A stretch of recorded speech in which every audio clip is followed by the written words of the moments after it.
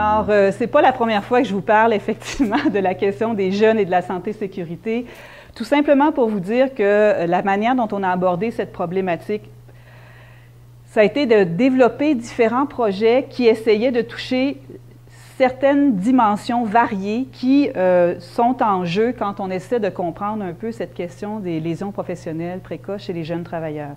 Donc, les travaux qu'on a pu faire là, ont montré qu'il y avait effectivement une multitude de dimensions qui étaient en jeu.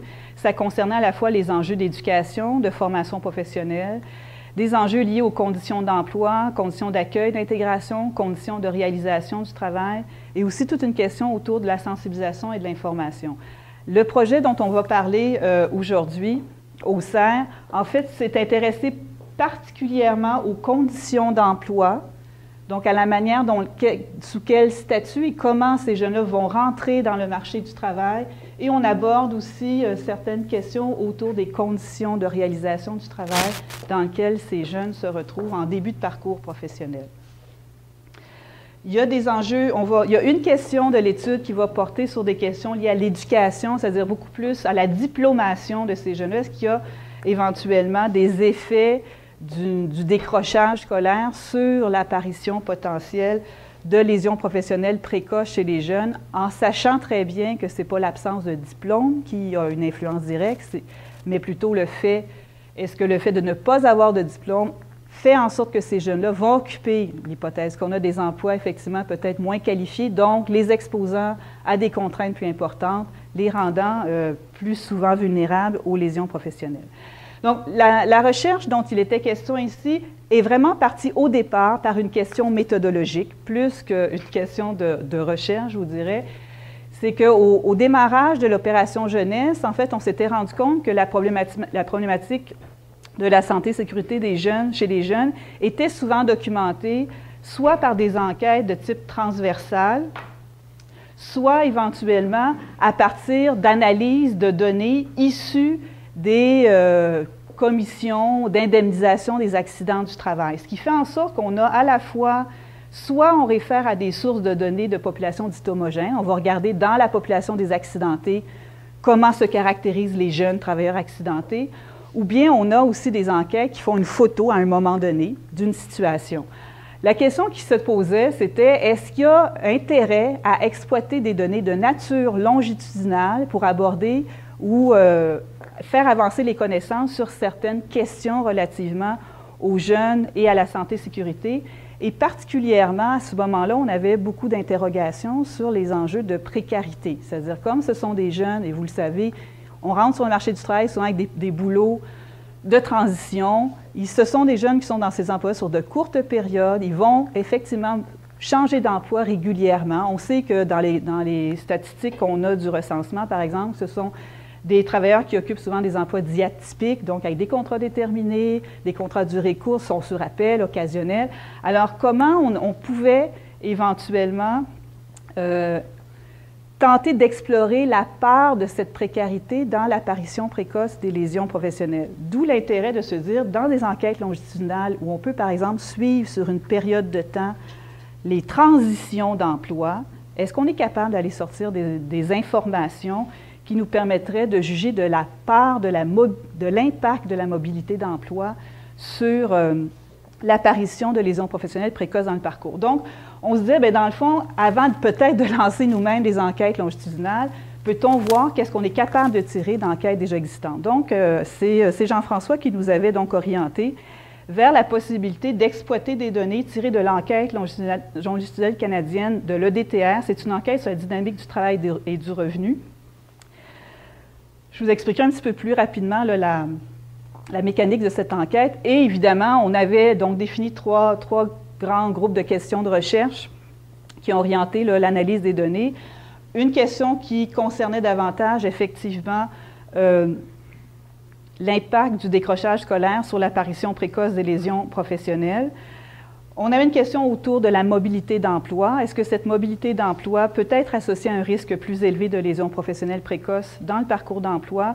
Et une question qui était relative au retour en emploi. Est-ce qu'effectivement, la composante âge avait des influences plus importantes sur la rapidité d'un retour en emploi après une lésion professionnelle.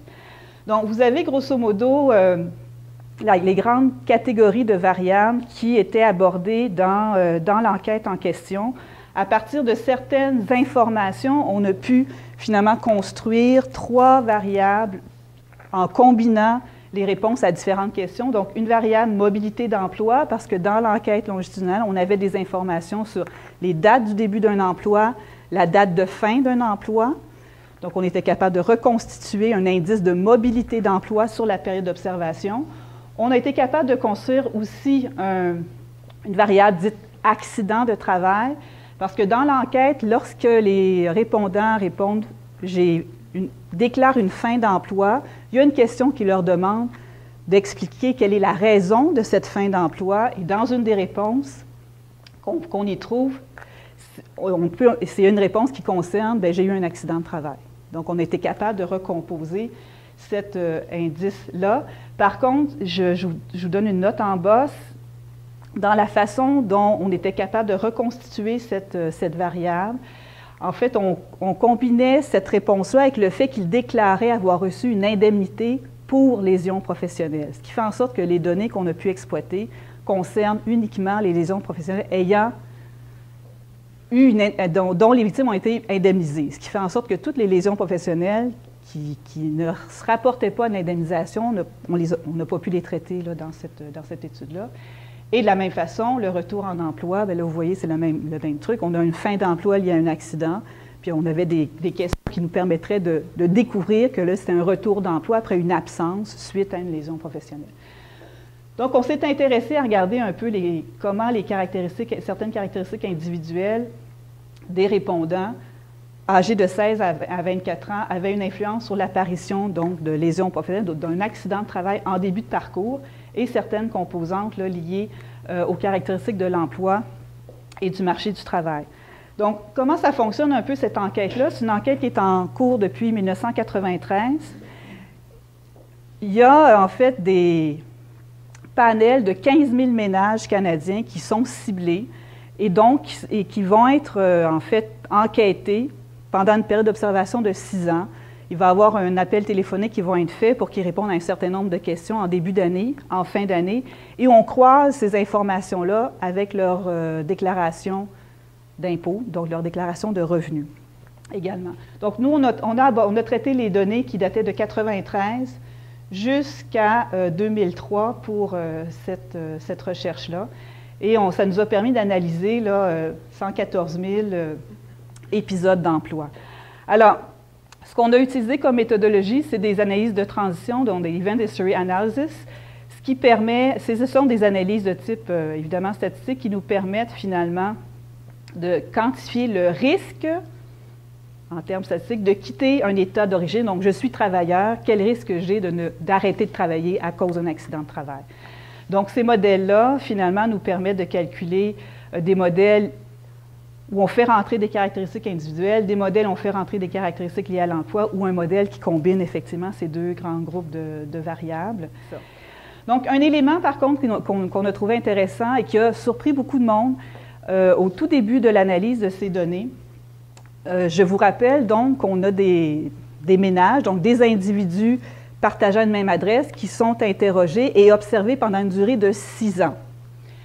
Ce qui nous a énormément frappé, c'est quand on a mesuré les tendances centrales des durées d'emploi, donc de la durée d'emploi d'une personne pendant ces 6 années. La moyenne, en fait, chez les plus de 25 ans n'était que de 20 mois. Ce qui fait en sorte que sur 6 ans, grosso modo, les gens restaient en moyenne 2 ans dans le même emploi. Et là, vous voyez que chez les moins de 25 ans, on était de l'ordre de 9 mois. Et ça nous a beaucoup surpris parce qu'on se serait attendu à des durées d'emploi beaucoup plus grandes, particulièrement ici, avec des profils d'emploi beaucoup plus stables. Et déjà, on se rendait compte qu'il y avait un indicateur de, sur 6 ans, bien, les gens pouvaient facilement changer 3 fois d'emploi.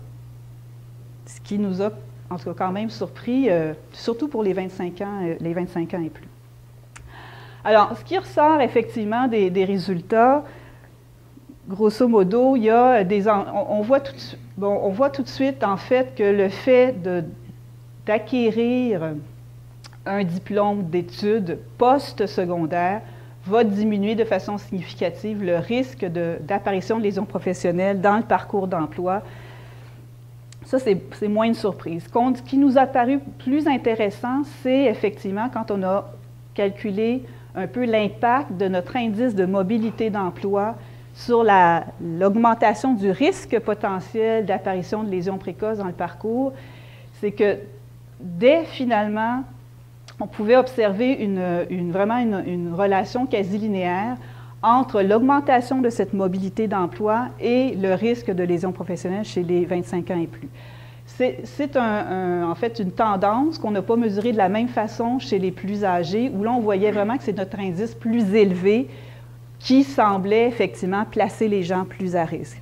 Donc, qu'est-ce que ça veut dire? C'est qu'effectivement, cette idée qu'on change d'emploi régulièrement, donc un réapprentissage de l'environnement, des nouvelles tâches, d'un nouveau contexte, d'une nouvelle équipe de travail, va évidemment mettre plus à risque les gens. C'est une donnée qu'on connaissait déjà des travaux de Breslin qui disaient que le taux de réclamation pour lésions professionnelles est souvent beaucoup plus important dans les 6 premiers mois d'une première embauche, et ça, peu importe l'âge. Ici, ce qu'on constate, c'est qu'effectivement, les conditions du marché du travail, donc les conditions d'emploi qui amènent nos jeunes travailleurs à se retrouver dans des situations plus précaires, va en fait avoir une influence effectivement sur l'apparition des lésions professionnelles précoces dans leur parcours. Et ce qui nous amène finalement donc à se dire qu'en termes de prévention, on met beaucoup de focus, vous avez probablement vu les annonces actuellement de la CSST qui font beaucoup de focus sur la formation en milieu de travail. Mais ce qu'on constate en fait, c'est qu'il y a aussi des questions à se poser sur les conditions d'emploi, c'est-à-dire sur comment les exigences du marché du travail, cette demande de flexibilité va aussi faire en sorte qu'on puisse ou rendre victime des travailleurs qui sont à peine au balbutiement de leur entrée sur le marché du travail.